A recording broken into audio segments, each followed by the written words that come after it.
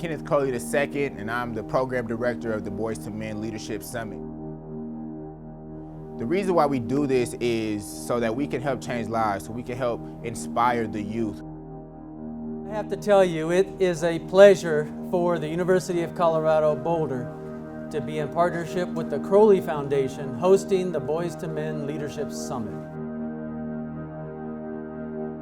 These young men have so much potential, and if they can understand how to tap into those things, then that is a job well done for us. That's when our mission statement is complete.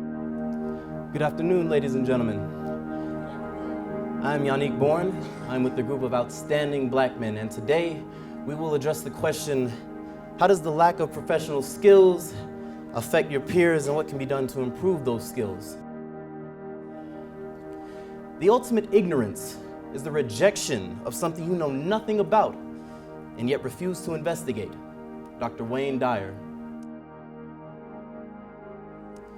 In our communities, black teens often lack the essential skills to live comfortably in the world after high school.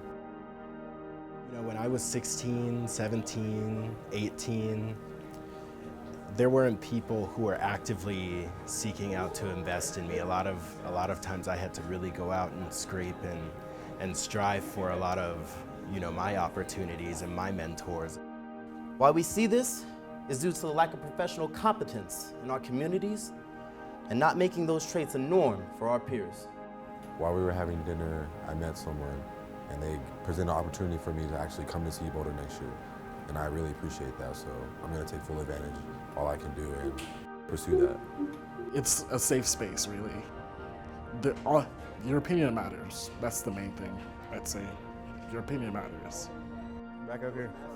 Back up here, back up here, back up here, back up here. All right, y'all look good. What's up?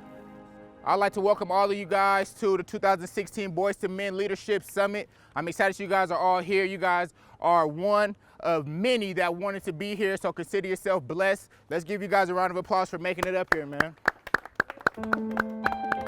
The work that we're going to be doing over the next few days is going to prepare you guys to give an oratorical speech, almost like a campaign speech, okay? So we're going to talk about some social issues that you guys deal with on a day-to-day basis, okay? We're going to talk about things like financial awareness. We'll talk about things like our civil rights. We'll talk about things like education and how us as young men, young black men, fit into society, right? And how we can be successful with those things. Can y'all rock with that? You don't just go and write a speech, right? You have to know what you're going to say first. You have to think to yourself, what do I want to convey? Who's my audience? What do they care about?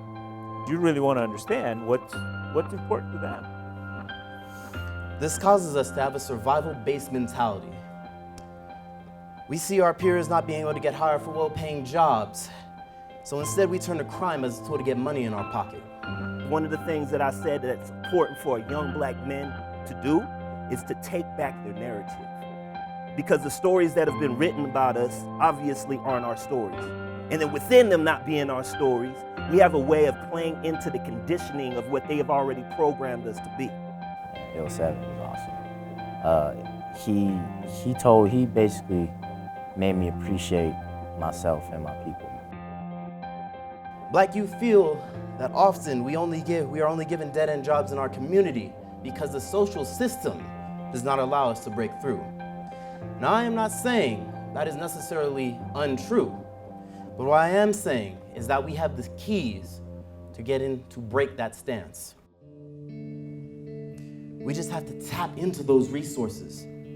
All over there are programs and foundations, just like the Crowley Foundation, that are meant to help us. Even organizations in school. So far, it's really interesting. I never really got to interact that much with mentors and other students that have the same goals as me. Just being in the classroom with like a bunch of them is just fantastic. If some of you are in professional fields already, you're going to notice that you're having to pay school loans, car loans. It's our job to help our brothers and make the difference. From this point on, I'm teaching y'all how to be successful. Is everybody okay with that? If everybody's okay with that, raise your hand. Max. Just because you're a young black male doesn't mean that you're destined to be a failure. If you have the desire, if you have the belief in yourself and you have the willingness to do whatever it is that makes you great, then you will be great. No matter what you grow up in and like how the living conditions, like you can always make a difference in your community. If we came together as a community the same way other communities come together in America, we would see the increase of positivity within our own society. It's like these leaders are really showing us that we do have a big role in our lives, and we can be at the top and never stop. We can teach our peers the skills they need to survive in this world, not only as black men, but as men. Who said it was a curse to have melanin in your skin? It's a blessing without a question. It was never a sin. I feel like it's always just nice to get your voice out there, you know?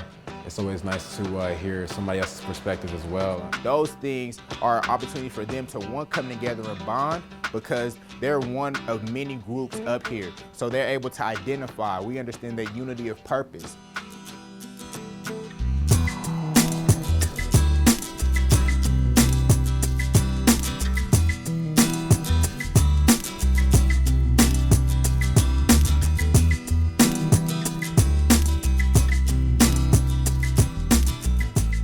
So I challenge all my brothers here to go back and teach this new professionalism to our peers. It's on us to make the changes we want in our community. So stand up and stand out.